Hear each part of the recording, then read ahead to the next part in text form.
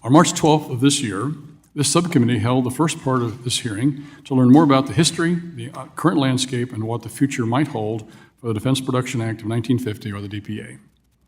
During that hearing, we heard testimony from the Congressional Research Service and other expert witnesses about the important role of DPA plays in maintaining our national defense posture as the envy of the world, as well as the dangerous state of our current defense industrial base.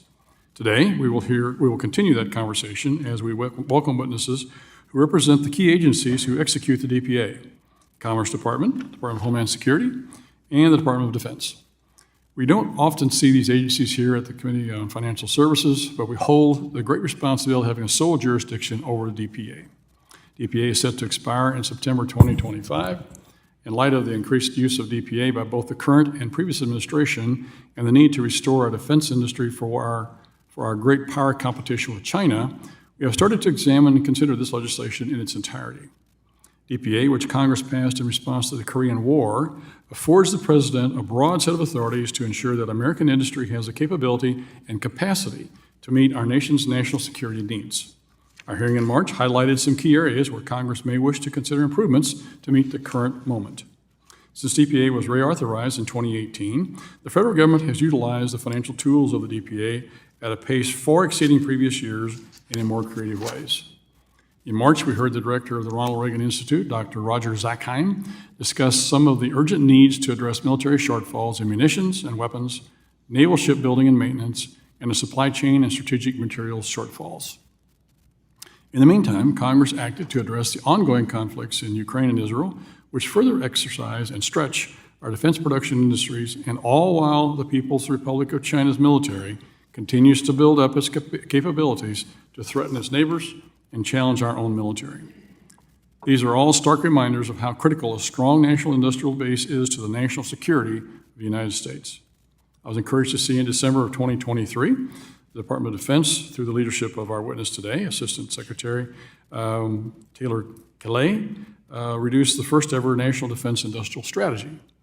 Their strategy does a great job of outlining the priority areas that are critical to a modern, defense-focused industrial ecosystem. Today, I hope Dr. Taylor Calais will tell us more about the report and how Congress can act moving forward. It will also benefit our members to hear how the DPA has been helpful in its past and current implementations, as well as the areas where DPA might be underutilized. One other area of concern that I share with Dr. Zakheim and another witness, former Deputy Assistant Secretary of Defense, Dr. Jeb Nadiner, is that many of these expanded authorities for which the DPA is being used seem to have little to do with what the legislation was originally intended to accomplish. One of his earliest executive orders, President Biden invoked DPA authorities to strengthen U.S. supply chain resilience. He followed it up by using DPA Title I authorities to require suppliers to provide key inputs to infant formula manufacturers ahead of other customers. In June of 2022, the President began using DPA to accelerate domestic production of energy technologies like solar panels, insulation, heat pumps, biofuels, and power grid infrastructure. Heat pump case remains particularly controversial, not least because the dependence is primarily on allied manufacturers and seems to have little to do with national security. Some of these actions, unfortunately, have reinforced the narrative that presidents could exercise powerful DPA authorities for reasons unrelated to national security. This undermines support for a critical tool that, when used properly, is essential to building and maintaining our nation's ability to defend itself and our allies.